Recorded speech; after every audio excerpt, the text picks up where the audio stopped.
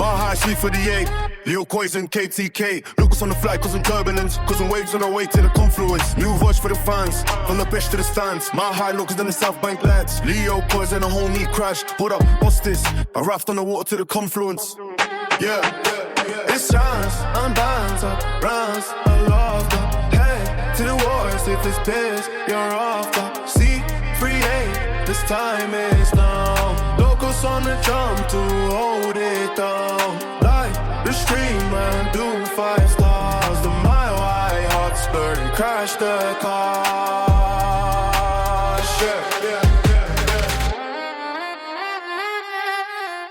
Yes, you filthy animals. Welcome back to the Confluence. My name is Leo Koiz, the Mile High Hotspur, and I'm joined by my homie, a triple certified OG Rapid Sicko, the co-host of this here podcast, and the driver of the Daddy Shuttle. My homie KTK, Krash the Karsh. Talk to the homies. How's it going, Leo? And it's been a week, man. It's one of those weeks where, like, I'm back in the office with we kind of worked from home last week and got a little bit of a break, but now I'm back in and just things are just picking up and I can't even get away from soccer. It seems like my daughter's back on the field for a couple of practices here and there, and we've got some supplemental tryouts that happened this week, so it's as much as I'm thinking the season is over and it's time to take a break and it's summertime. Nope, they pull me back in, and I've been enjoying it the whole way. Though it's been good. It's school's out for all my kiddos, and so we've been able to enjoy the sun, enjoy some friends. Had a nice long weekend last weekend for Memorial Day, which was nice, and so we've been just enjoying it. So outside of that, can't complain. Yeah, nah, for sure, homie. I feel that. And speaking of a Memorial Day, bro, it's really like obviously we don't work on that Monday, and for me in the construction industry, we're having to somehow make up for the lack of work on that Monday, and it's just been piling up. But thankfully these days, this is a Thursday night. We are just approaching about 9:30. I get off a bit earlier and Friday, so it's a bit towards the end of the week when I kind of just start to wind down, which is probably why you filthy animals are getting this episode a day later than usual. Krash, besides the holiday, besides the coaching and everything like that, man, what's going on, man? We got to talk about these Rapids. We thought we were up on a high, and then we end up going into this break on a bit of a low, if you will, I guess, depending on how you look at things. But apart from the break, we're going to have plenty of football coming up with the World Cup. Krash, are you looking forward to the World Cup, my homie? I am. I'm looking forward to it. I am lucky enough to be able to go to a game. And at the end of June, we're going to head up to Seattle for a game. We're going to see the Qatar-Bosnia game.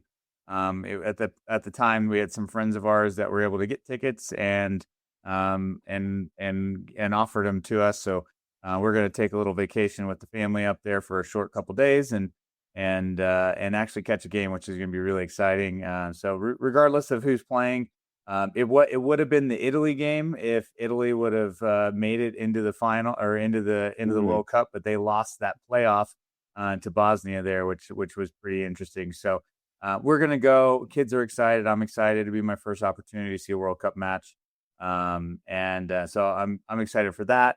But for outside of that, at my office, I already have some of my buddies there and some of the guys working in our office saying, we're going to be putting that up on the screens, right? It's like, absolutely.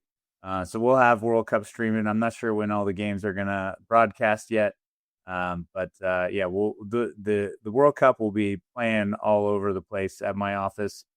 And I do work, my office is just down the street from the DNVR bar. So last World Cup, I popped over there and caught a couple games. So I'm sure I'll find the time at lunch and pop over and catch a day game if they're going on. So, yep, definitely excited for the World Cup and excited to see how it turns out. Excited, the group stages are always fun to see who's upsetting and who's making it through, and who's living up to expectations and who's not. So it's always a fun time.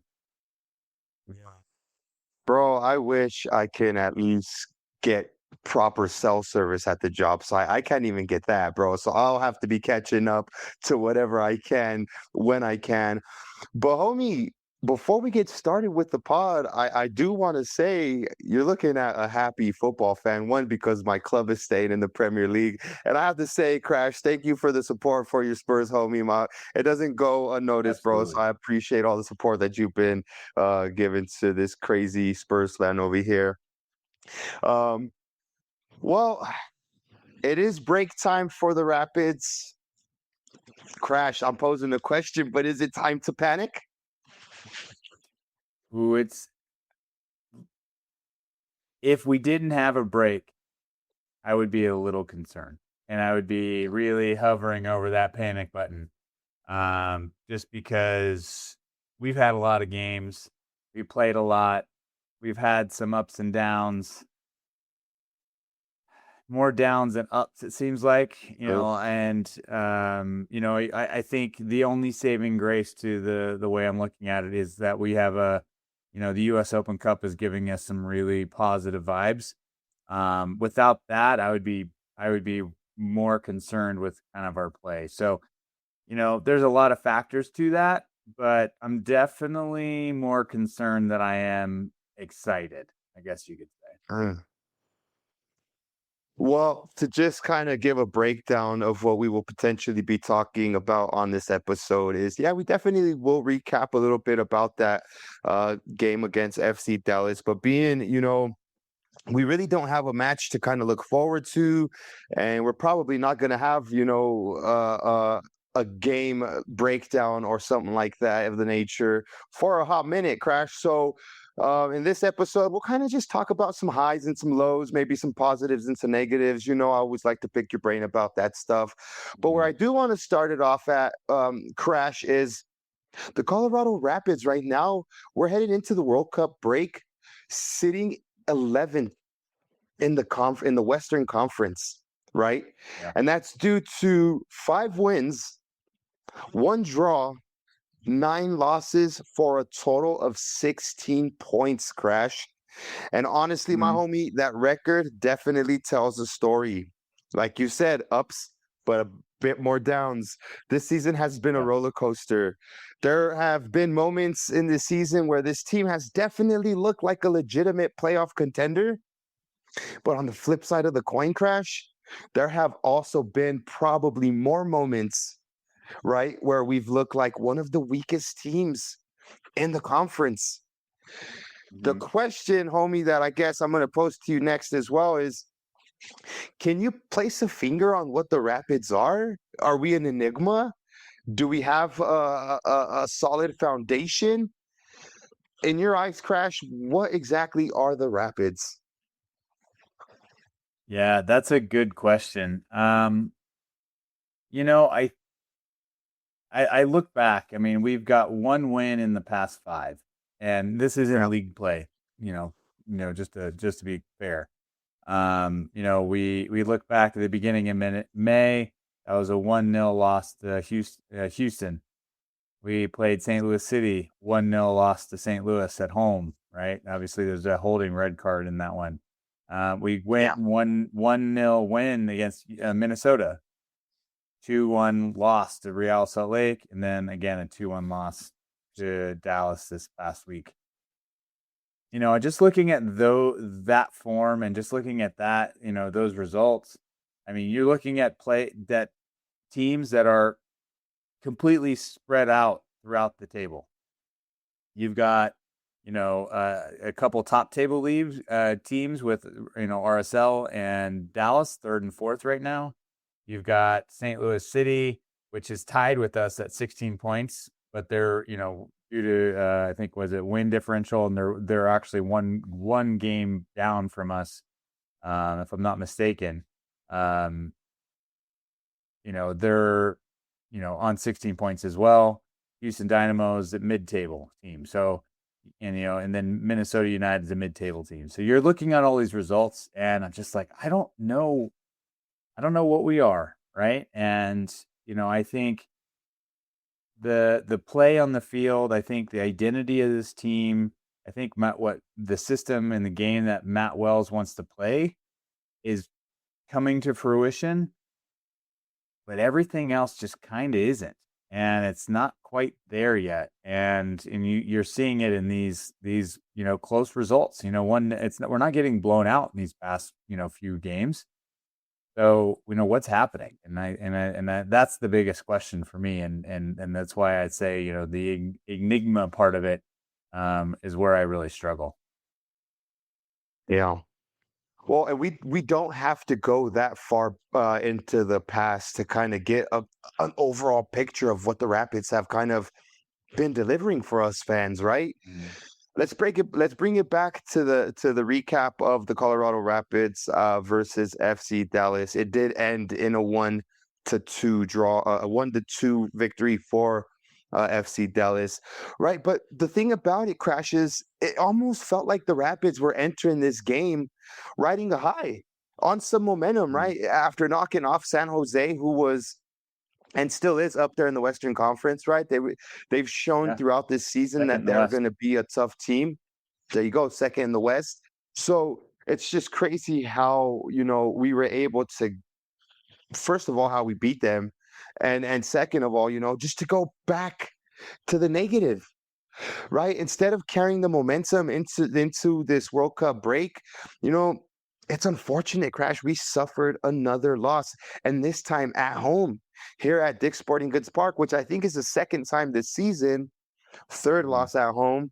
Um, and let's talk about the game.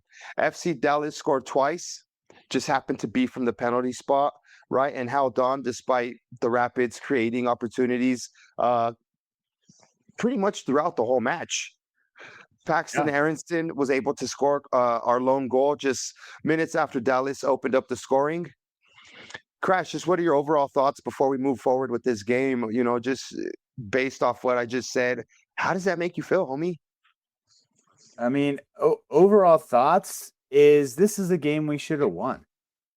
I mean, Dallas being a good team and in the top 5 of the table.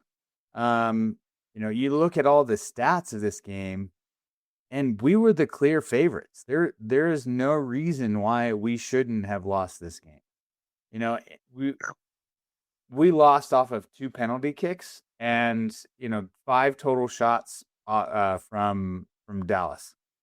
And I think that's the key of it is you kind of look at that and you just kind of look at what we were able to do and what they were capable of in a few moments. And man, it's,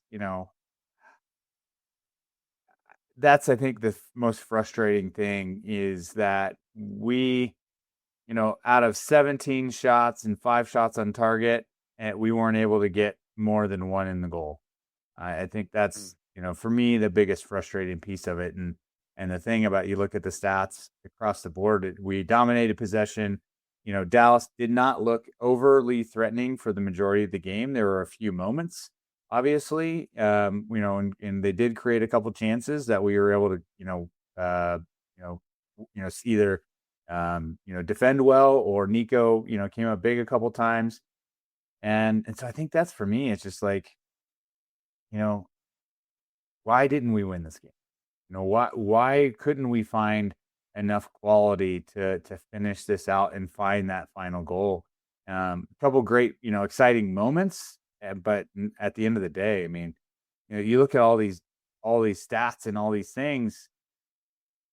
It's great that we were winning all these, the dominating the possession, but the domination of possession isn't going to matter if we can't score goals. And so I think, you look at that and, there were some highly rated players in the team. I think the team played, like, you go through all the metrics. This is, according to the stats, we shouldn't have lost. Why? Why did we? And I think that's the biggest question we're going to have to ask. Well, I mean, and one of the biggest talking points of the match, Crash, honestly, could be, the Rapids essentially just beat themselves, right? Both I think both so. Yeah. both of the goals for Dallas um, came from avoidable penalties, would you say? Yeah. No, absolutely. I mean, you look at it at the end of the day, they both penalties came from attackers, right? You got Georgie and Aronson who came back to defend, which, you want them to do. But you get them into the box, they're going to make these, small mistakes and you're going to lose that. Going back and looking at the penalties at the time, it looked like they were pretty soft. I wasn't able to see everything, clear, while being in the stadium, but you kind of go back and look at that. I mean, you're like, yeah, I mean, the first one, I was like, that was definitely a penalty. The second one, it was, he caught his foot, and you catch your foot in the box, they fall down. It's going to be a penalty all day long. And so I think that's the thing is like, we've got to, be smarter in these moments. And, we gave up 2 silly penalties that we shouldn't have. And that changed the course of the game. Well, and part of gifting, right? I can say this comfortably is up until this. I mean, all through the season and including this past game, it's almost as if we've just developed a bad habit of gifting these goals away to the opponent's Krash. Yeah. We haven't really, besides maybe the Vancouver game where I kind of just off the top of my head, we haven't really been done by a proper goal, proper build up, proper just getting whooped in the midfield, getting carved up like we were that Vancouver game. It's all been either defensive mistakes, like you just alluded to, poor decisions inside the box, right? Lapses in concentration. And that's just the reoccurring theme throughout this whole season, homie. Like I said, Krash, am I wrong to say probably the Vancouver game is the only game where we're like, dude, we're gonna get whooped, or like they're gonna do us. The majority of these other games, absolutely, we've been in them. Yeah, no, you're 100% right. You kind of look back at all the games, and despite the congestion, we were able to draw LAFC away. We had the Miami game where we were in the game the entire time, and a moment of brilliance from Messi is what won that game for them. You look at the Houston game, the St. Louis game, you look at the RSL game, you look at like none of those games you look at and you're like, we just weren't good enough. It wasn't that we weren't in the game or we weren't creating. I mean, maybe you could look at the RSL game. I think we talked about that one. It was we just lacked the bite, and that could have come from prioritization of games and what we wanted to do. But man, yeah, I agree with you. It's like the Vancouver game is the only game I looked and like we got beat. Like this, they were the better team. And I think that's something we're going to have to figure out and why in this kind of mini off season kind of situation, because it's not good enough. And they're like we talked about, like quality and control of the ball and sloppy play and all these different things, like that's adding up to the point where this team is going to struggle in the second half of the season, depending on what happens in this after the World Cup. I mean, there are many things we can kind of jump into that are after this game, but it's it's definitely going to be a struggle if we continue to make the same mistakes and aren't increasing our quality. Well, and just to kind of backtrack a little bit, Krash, I think it was maybe 2 episodes ago, possibly maybe even 3, where we kind of took a look forward right at the run into this to this World Cup break, and we were looking at the fixtures that we had, and I think we kind of both thought maybe 6-7 points was definitely attainable through what was it, Minnesota, RSL. What was the first one? The one before Minnesota. Yeah, St. Louis, Minnesota, RSL, and then FC Dallas, or Dallas FC here at home. Right. We went through each game individually, and we thought maybe this can happen, Mhm. maybe this can happen. We were wrong, right? We picked up the points where we least expected to, which was Minnesota, Right. and the other three games were just duds, bro. Zero. We finished that run in with 3 points out of a possible 12, which is it's just gonna, let's call it spade a Not spade. That's getting you anywhere. unacceptable. Yeah, it's Yeah. unacceptable, right?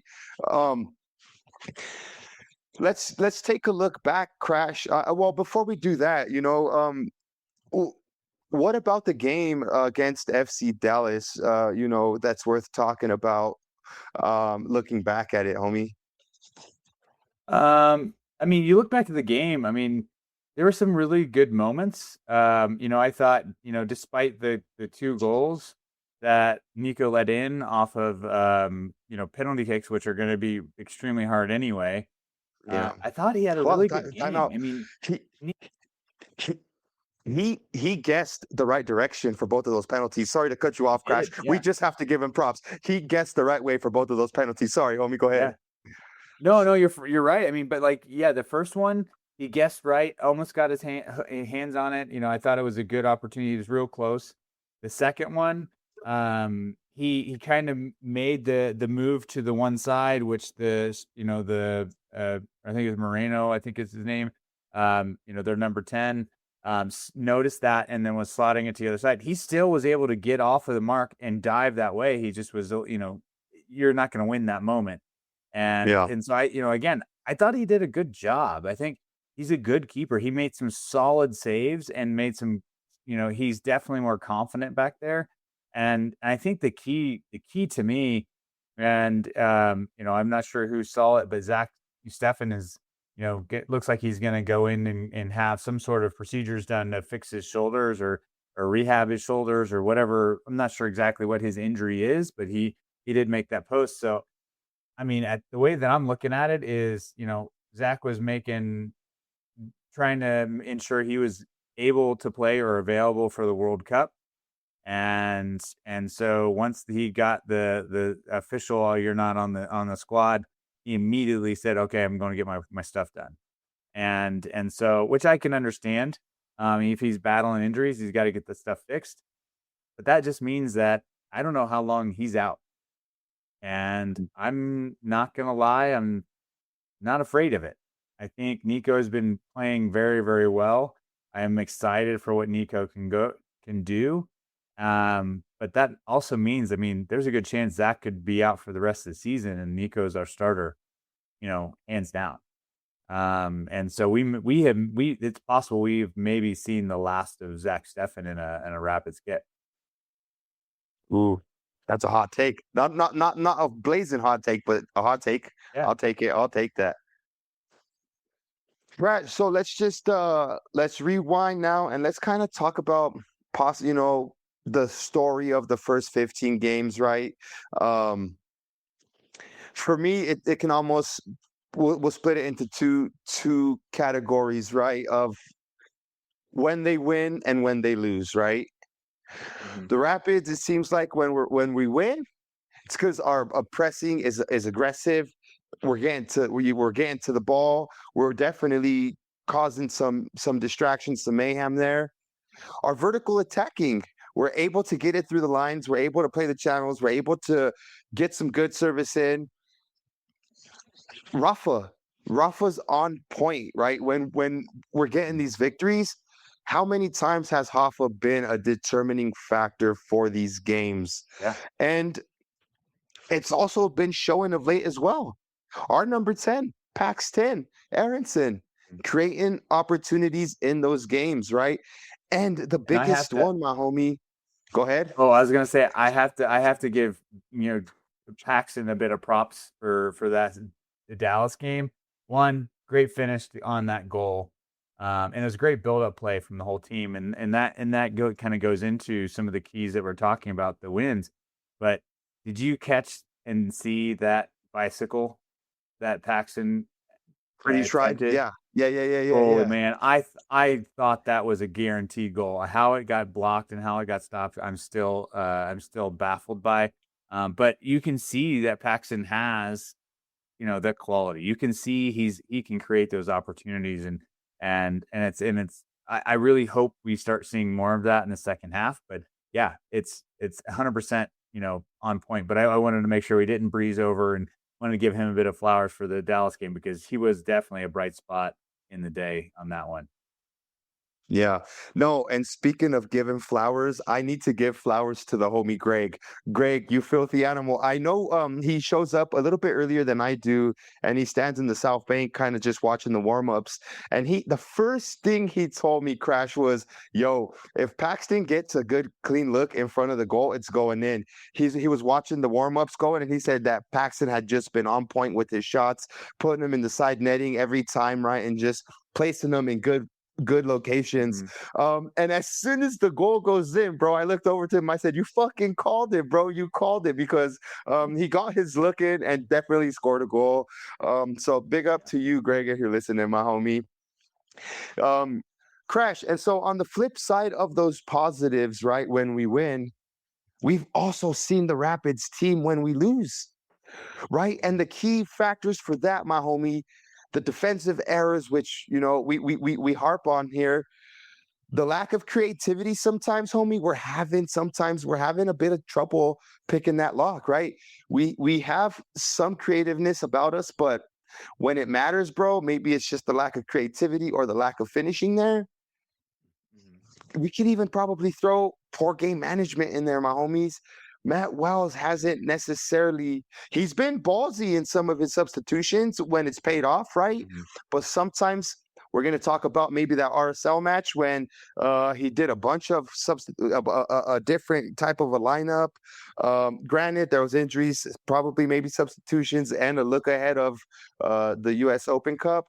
But, that for me falls a little bit under the poor game management and just the team tactics and the inability to chase games after conceding. I know we've had some games where for example, the Dallas where we came back right away. We have the game against Miami and others games where we've come back, but it just seems like we've given up some of these goals and maybe the later goals too. Mhm. It kind of just takes the life out of the Rapids, right? At that point Yeah. sometimes we're just really gassed with trying to press, trying to do everything right, and that's when those lazy passes come about. That's where the misplaced passes start to show up, the laziness, right? And the defensive Mhm. errors. Crash, just Yeah. break it down, my Well, homie. Let Go ahead. yeah. Well, and I think with that, we have to throw and maybe it's part of that poor game management, idea, but is just the discipline as well. I mean, how many reds have we've gotten that have Man. allowed, taken away from our ability to win a game? How many yellows have we gotten that have limited our availability? How many, players have had to, sit a game because of a yellow card accumulation because of lack of discipline. This last game, Wayne Frederick gets a red card on the bench because he's angry and frustrated and yells at the. I mean, granted, it was a valid concern. I mean, the ref was not the best at all during that Dallas game. There were so many things wrong with that game from the reffing standpoint.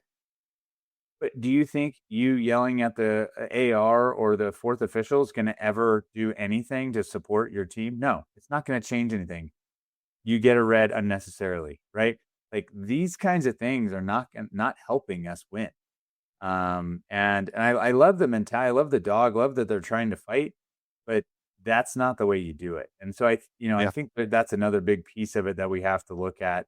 And we, trust me, we're the entire fan base and Dick's on Saturday night was as angry with the officials as anyone, and we made it known.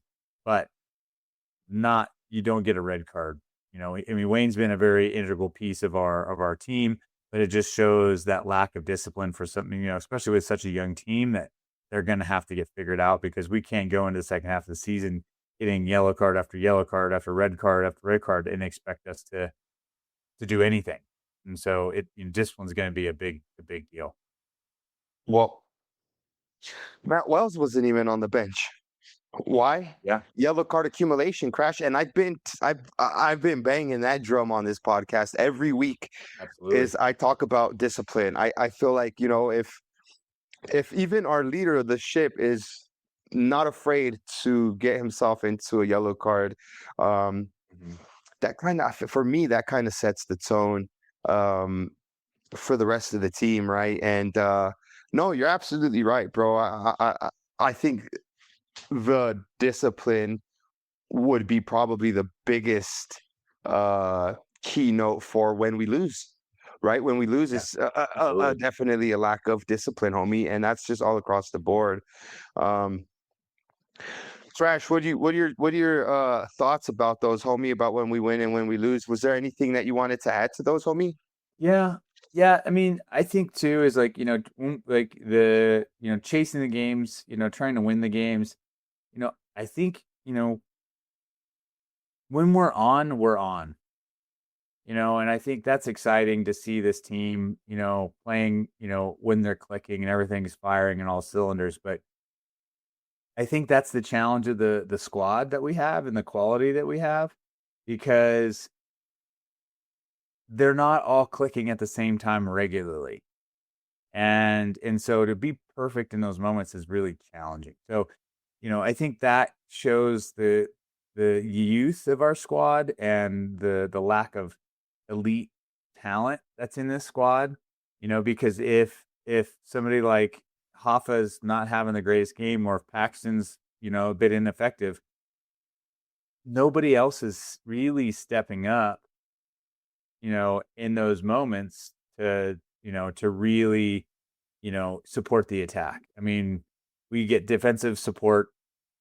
Lucas has been great. I think Holding has been great. Hamzat has been great. But when we get to the attacking pieces of it, we're just lacking some real dangerous quality that we're missing if Hoffa's playing back, or Paxton's out of position, or whatever it is. We're just lacking some elements there, and it's not all cohesive and connected. Which this is a prime time for us to start fixing that. I think those are the elements that we can control and we can start getting better at.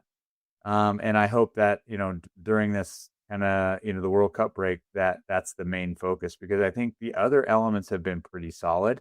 There have been some moments, but for the most part, our defense has been pretty. I mean, for the most part, been pretty solid. I mean, we're not losing games by 5 and 6 goals. I mean, we're losing off of one defensive error, and it's a 1-0 game, or we've two penalties that came from attacking players, right? And so I think you kind of look at those elements and you're like, it's not a bad defensive effort, but we're not able to capitalize on our attacking pieces. And I think that's the biggest question going into the second half of the season. And can we get that right?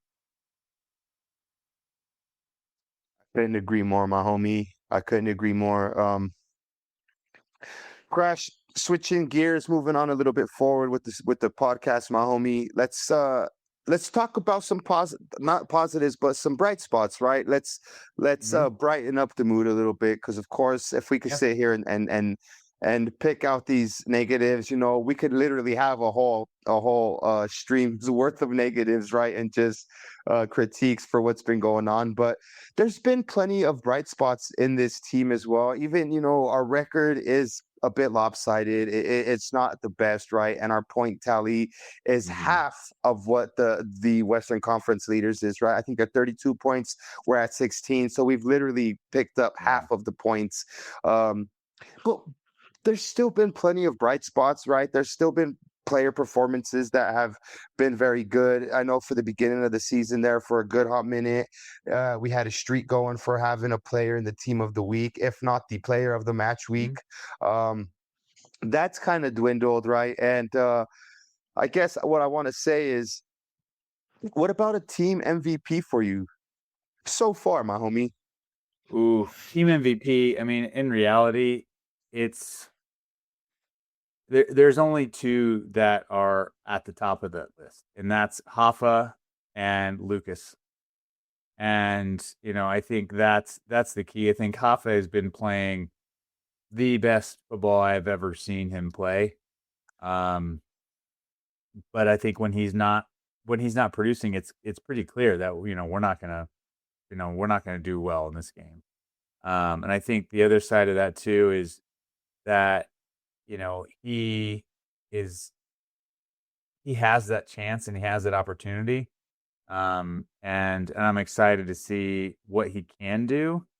But I'm also have a big concern is does he stick around? We will have a transfer window that opens up before this ends, and we start going in the second half of the season. And there was chatter of him leaving last season around this time, and I would imagine they're going to be coming calling. So far, I think he has been a big giant bright spot on this team, and finishing goals when he needs to. And so definitely my MVP so far. But again, Lucas, is he another been another a player coming in that was hoping just to get minutes and has been playing every single game since he's been a Rapid, and I think he's played every single minute since he's been a Rapid. So again, same problem.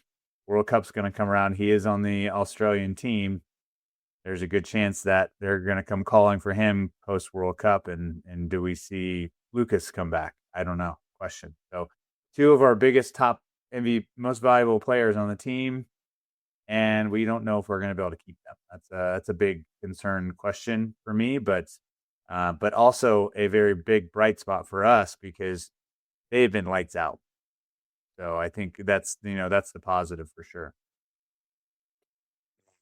No, I agree, my homie. For me, Rafa is probably our biggest reason, right? And the way there if there is one player that is definitely keeping the Rapids afloat, it's got to be Hoffa, without a Mhm. doubt. And let's just kind of talk about it. So now that we're at the break, of course, he's team leading goal scorer. Um, Mhm. you mentioned this. He's just a constant attacking threat, and the biggest source of confidence in front of our goal. In front of goal, Yeah. and that's for sure. Even during these poor team performances, Rafa has continued to produce, my homie, whether if he's assisting Mhm. or whether he's putting the goal putting the ball in the back of the net himself. Um, Yeah. it's safe to say without his contributions, Crash, the Rapids would be sitting probably near the bottom of the conference, my homie, even worse than what we are right now. Um, what about a big surprise for you? Any player that kind of, besides Lucas Harrington hitting the ground running, I know we picked him up, but what about, a big positive surprise for you? Um, let's see. Hamzat would be my biggest surprise. I think we've been asking for that really, solid defensive mid player, and he's locked that down. I mean, if it wasn't for fixture congestion, I would say he's playing every minute of every game, as much as, as many games as he possibly can, given the, Yeah. what the team needs there. But he's been very solid. His quality is evident, and definitely was well worth the fee and transfer of getting him here because been really, really, really positive there. Yeah, the only other one I could think of is Miguel Navarro. I think he's been Ooh. really, really good since he's coming on. Played a lot of minutes, has shown his ability to not be pushed around, and is a very solid defender. And when he needs to get forward, he can get forward and support in the attack too. But has definitely been able to step in, especially with Cannon being out for much of the games at the beginning of the season. And so I think he's done a really good job as well, stepping into a role that we didn't really expect him to have to do right away. So yeah, especially, and he's a loanee, at the current moment too. So, it, definitely good things from those guys. Dude, I like that Miggy shout. He's a freaking hard worker, bro. And he's Yeah. definitely um he seems to be one of these bolder characters, but is able to maintain the discipline. I don't think he's been necessarily in that much yellow card trouble, but players love to freaking poke the bear at him, like they love to Mhm. poke the bear in terms with Yeah. him, because I see a lot of these times, the players just try and, like I said, poke the bear, and he's able to keep his calm, and he lets his play do his talking. I think, a lot of times, Yeah. they say players that you don't really notice on the pitch is because they're doing the things right. Miggy's a hustler. Mhm. Miggy's always up and down the pitch, and I'd like to see him contribute a bit more. We've seen that Navarro to Navarro connection early on in the season with that assist Mhm. from him to Hoffa. Maybe hopefully we could get some of those in the latter half of the season. Crash, I kind of went a bit more basic. I kept it a bit more I guess a bit more easier for my choice. I'm going with Paxton. And for that, Mhm. I'm saying because, he continues to develop into what can be one of our most important players. And I hate to kind Yeah. of put this into the zeitgeist there, but if we are to potentially lose a player with like the caliber of Hoffa, then we're going to need to count on his creativity and his goal Yeah. scoring and his input to the production. And recent form, we've seen the goal against Dallas. You even the bicycle kick shout. I mean, Mhm. I didn't even know he had that in his locker. You know what I mean? So Yeah, the me fact that neither. he's It was able great. to try that and almost got it Yeah. just shows you that the ceiling is a bit more raised up after, seeing that that's in his locker. Um, Mhm. Plus, he's just a lively little sucker, bro. He's up and down the pitch as well, dude. And I like his energy.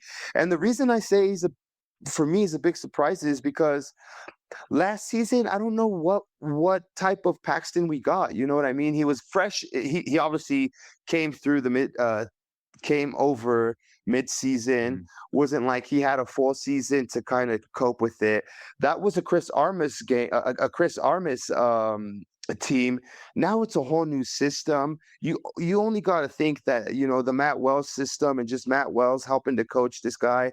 Not saying Armas wouldn't, but like it just seems to be that he's grasping it a bit more. Had the Mhm. preseason with the team. Now he's literally probably by now almost a whole full year with us. So he's getting acclimated to playing in Colorado. And the goal Yeah. against Dallas, a good assist in Minnesota. Um, he's increasing the influence in the chance creation, which is what we need from our number 10. And he has the capability and the minerals to become the creative engine that this attack is desperately needing, my homie. Um, I know it's not the unsung shout like a Hamzat, which has definitely been a revelation for our six and Miggy. But a safe option for sure to the listeners is going to be Paxton. Um, Yeah. Well, no, I think it's a Crash, good shout though. I go mean, ahead. in reality, like he's a player that has to step up. He is a player that has to get better. And we've seen that. We've seen him, become a player we have to depend on. And you can also see it too when he gets on the ball.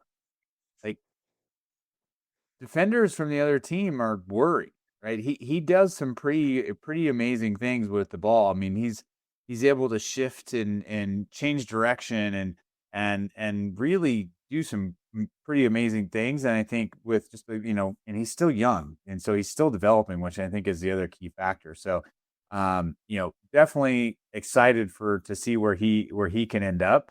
I mean, he's taking free kicks now. He's taking corner kicks now. Like he is becoming a very pivotal role in this team, in the vision. And I think he's also playing some of his best, football under Matt Wells. And I think, you look back at Armis, like he was still learning, he's still figuring it out, wasn't quite there, didn't quite make sense. But I think he's starting to find his style here, and it's exciting to watch, and I think him with a couple extra really key pieces could be a very dangerous attack. But when Hoffa and Paxton are the two only dangerous concerns for the most part, then it makes it easier to control. So I think we need some additional quality there to take some of the heat off of him, and then it can be really exciting. And I think that's the piece of it that we're going to have to figure out because, it's easy to control people if there's only a few, but you start adding a couple extra pieces, that becomes harder.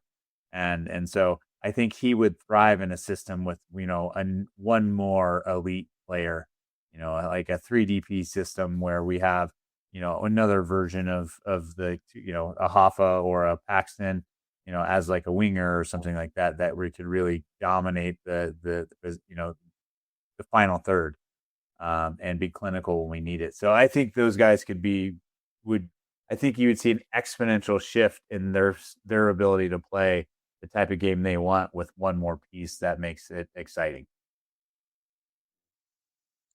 Good shout, my homie. Well, thank you for making me feel better about my selection, bro, because that's bang on. Crash, what about most improved player? Have you seen from the beginning of the season to now anyone in our team, that, I know you kind of touched on a little bit how we expect Mm-hmm. a player like Paxton Aronson to kind of be pulling his weight, and so far he has. But what about a player maybe that you set lower expectations for and that has surpassed them, or is at Oh, least towing his weight as well and doing his job? yeah. For me, it's Wayne Frederick. I mean, at the Mm, start of the season, I was like, you're not putting, I think I have a clip of it somewhere where I was saying Wayne Frederick is not going to be your guy. He's not the person who's going to win you this. And I'm going to give Wayne his flowers. He has definitely shifted and thrived under Matt Wells. He's still young. I touched on the red card earlier. Dumb move.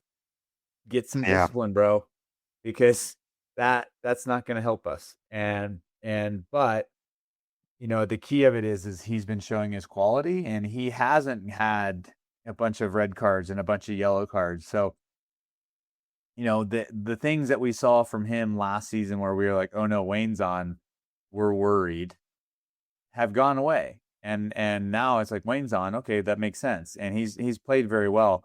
I think the only caveat to that is, I think Matt Wells has definitely utilized him in positions he isn't as strong at. Wayne is not an attacking player, in my opinion. When he gets forward, his first thought is to pass and not shoot. There's some opportunities there that he could have scored some really good goals where he was just like, nah, it's not me. And he passes it off. We're like, we're in the box. You're 10 yards away. Why didn't you take a shot at goal? So there's some of those kinds of things that I think he still needs to keep improving on. But for the most part, most of the games, most of the situations, he's been a very solid player. He, was really integral in creating that goal against Dallas with Paxton, right? He was able to push that ball, get that ball from midfield, push it wide to Georgie, and Georgie, I think if I'm not mistaken, Georgie was able to cross that into Paxton, right? And so, those are the things that are we want to see. And so he's been able to do very well. So I've been really impressed with his improvement from at least from last season to this season.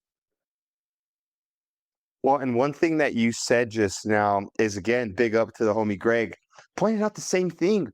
How many times, even if during this FC Dallas game, before he was subbed off, bro, he would get the ball in midfield, beat a defender, and make a quick little Mhm. run. And instead of shooting the ball, he always looks to lay it off. And the homie said he needs to just shoot. He needs to just have a crack, regardless of where he's at. Like, he gets himself into a Yeah. good position, sees or tries to force a lane, and he dishes it off. Yeah. I hope that part of his game, he could just become a bit more killer, right? Just have a crack, homie. Yeah. You That's never know what can happen if exactly that's the the word case. I was thinking. I was thinking that we need more killers in the box, and that's the one thing that we just don't have. And I don't know if it's a residual thought from like the Armas era of like upgrading the shot or whatever it is. He kept talking, like upgrade the shot, upgrade the shot. No, just shoot. And I think that's one thing that we noticed at Dallas of like they shot, they took chances, they tried. But the killer instinct, the killer finish, those banger goals that end up on the highlight reel, we just haven't seen really any of those for the much of the season. There's been a couple here or there, but Those are the things that we're really missing, and and I think it's just the youth and the lack of that killer quality that we really need. Yeah. Well, my most improved player, Crash, and I've been borderline kind of like, what's the way I want to say this? I've been pretty tough on, and not tough, I mean, like, I've had high expectations for this player, and he's, for me, has, when he's able to stay, I guess, healthy. I know he had a head injury, not much you could do about that, Mhm, but he himself found himself in some yellow card accumulation problem early on in the mhm. season. Most improved player for me right now, I'm going with Josh Atencio. Um, he's quietly become one of the Yeah, most important midfield pieces, right? He's covering tons of ground. For me, I love when Matt Wells sets us up in that 4-2-3-1 with that double pivot. I think him and yeah, Hamza are a very good partnership. In fact, I agree. I like to see how when our defensive line is a bit spread out, you're either going to see Hamza or you're going to see Josh Atencio kind of fall back into that center back position. And bro, both him and Hamza are covering some freaking distance through every game. Um, Mhm. I like the Absolutely. fact that he's not afraid to get into them duels. A lot of times he's winning them. I almost get Mhm, this impression that he's pretty press resistant. Josh Atencio, not so sure how he is tactic with his feet. I don't know how if he's got the mhm. techies with the feet, but um, his work often goes unnoticed, and I think it's Yeah, for because sure. it isn't that flashy. You know what I mean? Yeah. No, for sure. Yeah, I think it's a good shout. He's definitely stepped into being a starter on this team, and he does play some of his best ball with Hamzat. The only thing that I want to see him improve is that first touch. And I think, Yeah. especially as a, center mid, playing out of the back, that first touch with your back, you're facing goal and your back to your defenders, if that, like, that's how we got that penalty, call and against Miami, was that heavy touch that he came in and lost the ball and then went after it. And I've seen it a couple of different times where we've had to play to him. He's been lucky enough to get out of the situations, or been able to win. But he does some great touches. He's able to find, beat defenders and break those lines and even drive forward and get the ball up the field. He's really smart on with the ball at his feet. So I would just love for me to that first touch, especially when we're playing out of the back and he gets a shot from the goalie to play forward, making sure it's not coming back and those kinds of things. So that's my only piece Yeah. of for him, but I think, everything else I've been actually really solid with, and I think he's been a very solid double pivot back there with Hamzat. And even when he's had to go back play center back, I think I forget what game that was, where he dropped back and filled that hole. Yeah, I think he's been super solid for sure. Well, we probably will end up doing a show similar like this at the end of the season, and we'll definitely have to revisit this and see if I still feel the same way. Like I said, I just, for some reason, I hold him in high regards. I feel like he could definitely be a good player. And the thing about that first touch is that's trainable, right? You could definitely just scan probably a little bit better and Mhm. and know where just how big of a touch you need, or what type of touch you're going to need for those circumstances. Honorable mention, my homie Noah Cobb improved a Mhm. lot. You know what I mean? Yeah. Nico Hansen, I know he's always shown good qualities, but I feel like he's improving game by game as well. Honorable mentions from you, Crash? Mm, honorable mentions. I mean Nico. I mean, definitely, Nico Hansen for sure. We saw glimpses of him last season, and then just his ability to really step in. And I think we saw a little bit of kind of a roller coaster with him last year when he got his minutes, and every game he started and played this season has been pretty solid. I haven't seen in really a major moment where he worried me. There's been maybe a couple instances here or there with a bad touch or whatever, but he's also recovered from those. which I think is key. So, so I think definitely, he would be on that honorable mention list for sure. What about a dark horse? What about maybe a player that we just think needs to probably improve a bit more before the end of the season? Dante Sealy. Hmm. And it's not because he's a bad player. I think he's done a really good job. I think he's a very unnoticed player because of how he plays, but there's just a piece of him that I need more from. And it's just that little extra quality piece that I know he has that he hasn't shown. There's been a couple moments, a couple things, or different pieces here or there, but it's just I think once he is able to put all those pieces together and it fires, he's going to be pretty exciting to watch. But there's just something about him that I'm just like, I need more. I don't know what it is specifically, but maybe it's just the quality I can see in him, and we're Mm. not getting it enough consistently to be like, oh, so I think he's got a lot of weight on his shoulders. He's a big transfer. He's trying to prove his worth and value, but I think he'd be the one that I want to see improve the most improvement from. I'm going to go to the opposite side of the pitch. I'm going to go to the left-hand side, and I'm going to say Georgie. I know he's fresh into Yeah. our team, but I would love to see another player just shoot.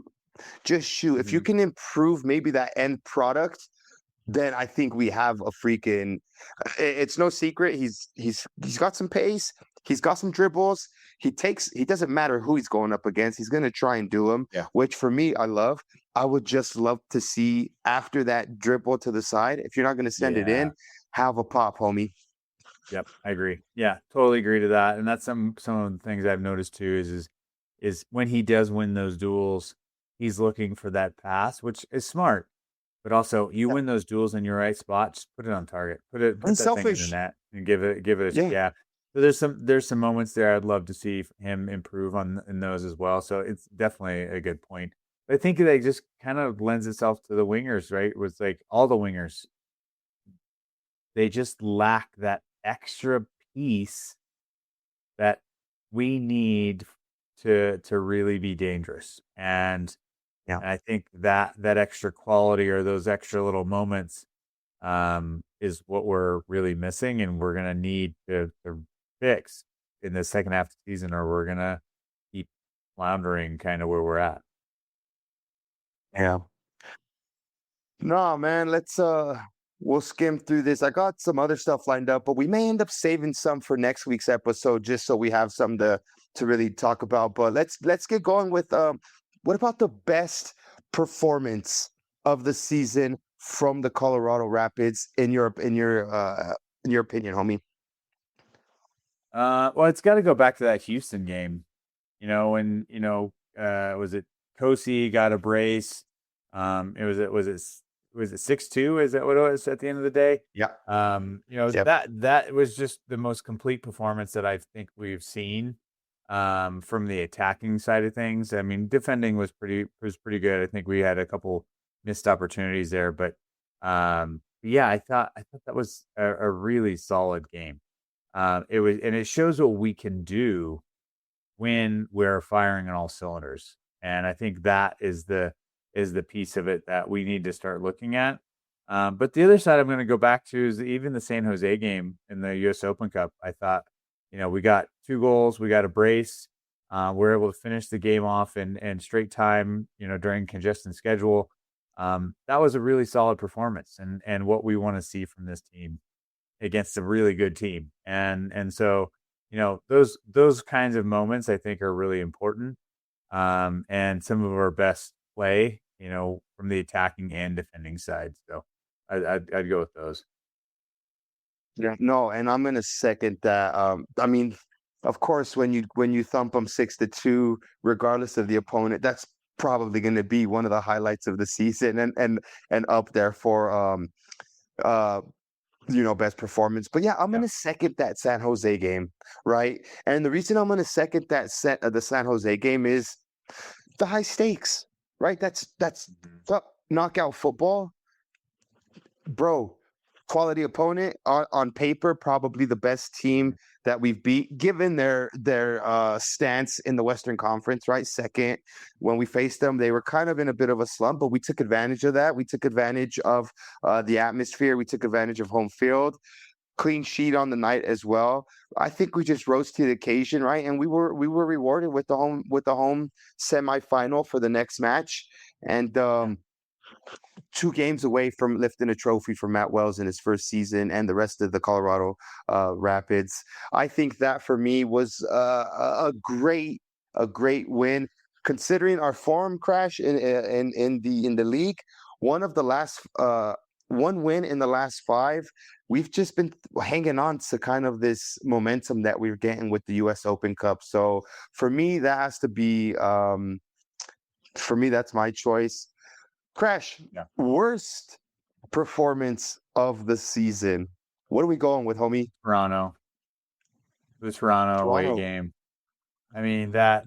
I mean, it was a game that should have won, and we just threw it away at the end. And there was the Stefan lapse. There was with the red cards. There was just so much of that game that I look back at as like that. The overall pieces of that performance just were not good enough.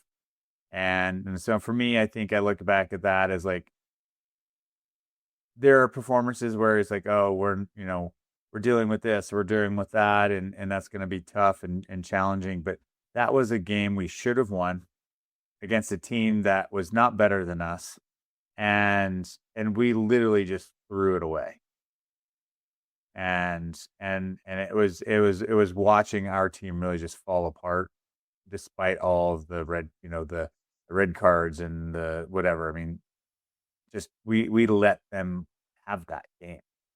And that shows some of the lack of discipline, the mentality of a young team, moments where our lapses in judgment got the better of us and we weren't able to play. And so I think, you know, that for me is why I'd say the worst performance is because of how we let that game end, not necessarily how it started. So I'm gonna go with that one. Mhm. Well, from one stinker to another stinker, homie, I'm going with that Houston Dynamo game away. I know our reverse Yeah, fixture here at home was by far probably one of the best, but that game in H-Town, poof, is one I do not want to remember, my homie. We looked yeah, I agree. completely disconnected, had no energy, no control. We had no attacking threat. It was Gums FC, right? It was nothing but Gums FC, homie. Sure was. No bite whatsoever. Yeah, It no, felt like, I agree with you there. It's definitely a good shout. It was not. That was a game to forget because nothing happened. We didn't show up. yeah. No, and that felt like a moment where the fixture congestion, that we've been talking about, that definitely caught up with us that match, They homie. sure We did. were just in the dumps, right? And I know I speak for myself when I say this, but I could probably vouch for tons of Rapids fans that, we left, or that we finished that match thinking like, genuinely worried about the way we can definitely see our team going, right? We've seen highs, Hmm. but that for me was just a bad low, my homie, and one that I hope is the lowest of our lows this season. And we have nothing but better Hmm. performances from that game onward.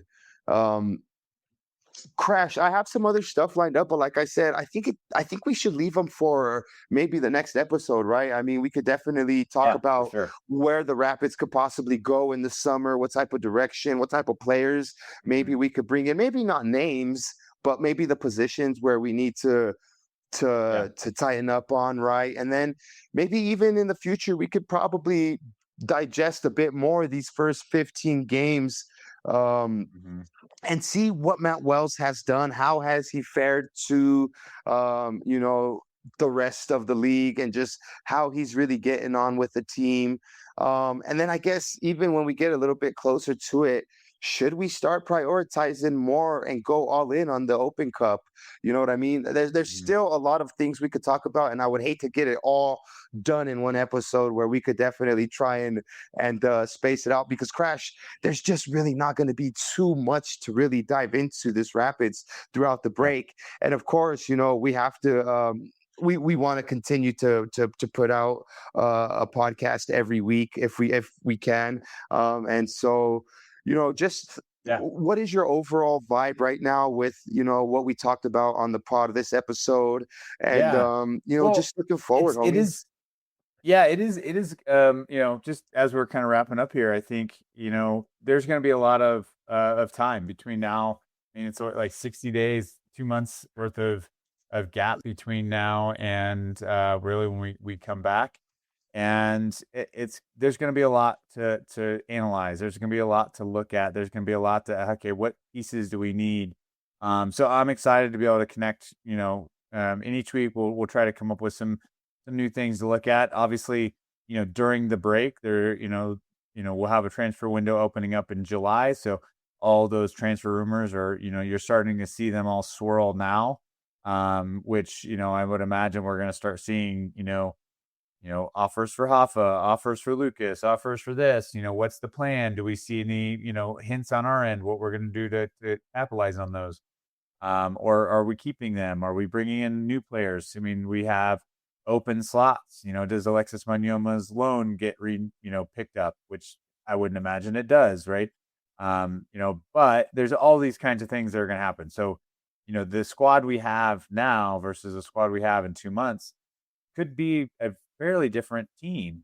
And so Nice I'm out. excited to keep an eye out on those things. We'll definitely keep an eye on the socials. If we see things or we see rumors, we're gonna put them out. We'll talk about them here on the pod for sure. But the biggest thing for me though is the players have an 18-day mandatory break between starting with it last this week. So I'm Oh, hoping they're all out there getting a vacation, hanging out with their friends, seeing their family, you know, doing the things to allow them to just like decompress. They've been playing a lot of games, they've been playing a lot of stuff. And so for me, I'm hoping they're all, able to do that, watch some, good World Cup games, that kind of stuff. And then coming back into the team, when they're ready to go back into the training. And Matt's going to put them back in a mini preseason again. He's going to get them going. He's going to get them focused. He's going to get them, into the next thing. And he touched on, I think, in the last his last media availability after the Dallas game, where you know they're just missing some elements, right? The level of football he's excited by, but it's the extra pieces that isn't quite there yet. And so maybe it's the mentality, maybe that's the effort or the buy-in. There's some pieces there that aren't quite there for him. And so I'd imagine you're going to see some of that shift in this little kind of off-season piece, I guess you could say. So I'm excited to see kind of where that comes from, what comes to fruition. There's going to be lots of moving pieces there, but yeah, we're going to be around. We'll keep everybody posted with things, but ideally, we're going to still keep coming at you each week with a new episode. Crash, and apart from Lucas Harrington, who else is going to be in the World Cup? I mean, because we could definitely touch on some of their performances throughout the games as well. I mean, we have Lucas I'm Harrington. Is it pretty sure Dante it's just Sealy? Lucas. Okay. Did Uh, Trinidad and Tobago not make it? I don't think so. I'm not. I know we had a bunch yeah, because both Wayne and Sealy are on Trinidad and Tobago, and I don't think they're in the World Cup. Okay. Well, I mean, at least we'll have a player to watch, right? Lucas Harrington will definitely be in Well, that joint. So we will and be bringing you and guys updates on that. and Australia plays the U.S. in the group stages. So if Ooh. Australia balls out, and that means that U.S. might be dropping down, because it's really U.S., Paraguay, and Australia that are kind of. I mean, who else is in there? Is it like a Middle East team in our group Mm. stage? But either way, there's there's a challenge for us. So if Harrington comes out and balls out and does his best version of a center back, homeboy is on a rocket ship for sure, and he knocks out the U.S. in a World Cup group stage at a home with home field advantage. That's gonna be rough for the U.S. It is, at least. For you guys will not be seeing this, but I am showing my England flag here because I'm announcing my allegiance again this World Cup. I'm going for the 3 Lions, my homies. That's where I'm going. Crash, are you back in the Stars and Stripes to get it done? Always. Or who are you going for? Always. American Outlaw for sure. Yeah, when I became a Tottenham fan, I gave up all my affiliations for everything else, bro. I'm 3 Lions through and through, homie. Tottenham has a player in there, so I gotta support. Support the 3 Lions, homie. Crash, anything? I'll be rooting for the U.S. Despite the challenges that they're probably going to come up with, I don't have a whole lot of high expectations, but hopefully we get out of the group stage and make a little bit of a run. But I'm not going to be extremely disappointed if that doesn't happen. But I'm hoping the boys put on a good show at home. Yeah. No, I agree. Crash, just to wrap up the episode, my homie, anything else that you wanted to touch on that maybe we didn't discuss? Anything you got going on that you wanted to plug, homie, or anything? No, nothing, crazy. It's, off-season time for me as a coach. We're kind of getting our final rosters built and finalized for our next season. So I'm excited to get there. I've got a new group of girls that I'm going to be working with for next year, working with the 9v9 U12-11 ages. So I'm excited for that. That's what I got coming up. And this kind of during the off season for the girls, and for my daughter, I'll be, I'll still be coaching and doing some, individual skill work and things with her and some of her friends. Which is exciting, but for me, no, I got nothing crazy going on. Just trying to keep things going at work, and I'm just going to try to really enjoy some of these World Cup games coming up here in the next couple of months. Yeah, well, I'll be enjoying the World Cup games on the weekend. I'm hoping they save the good games for primetime weekend, homie. I'll be all up on those. My couch is not gonna like me during the weekend on the World Cup break, homie, because I'm gonna be beating that ass up. There you go. No, my homies. Look, no, I just want to say, look, it's been a dope first half of the season, even though the results have not gone our way, to say the least, right? And far from it, to be honest with you. But Crash, I have thoroughly enjoyed every week that we stream, homie, and that we do this podcast. I've absolutely loved interacting with the Confluites, the Confluent homies, the Confluence homies during the watch-alongs.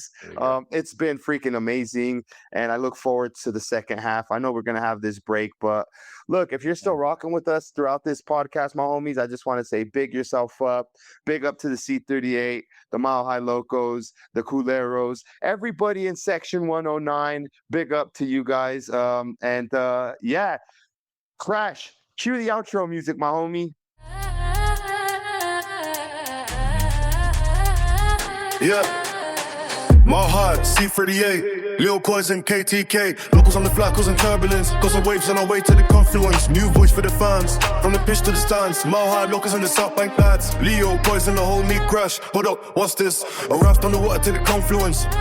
Yeah, it's trans and banter, rhymes and laughter. Head to the waters if it's piss you're after. C38, the time is now. Locals on the drums to hold it down. Like the stream and 2 5 stars. The Mile High Hotspur and crash the car. Yeah.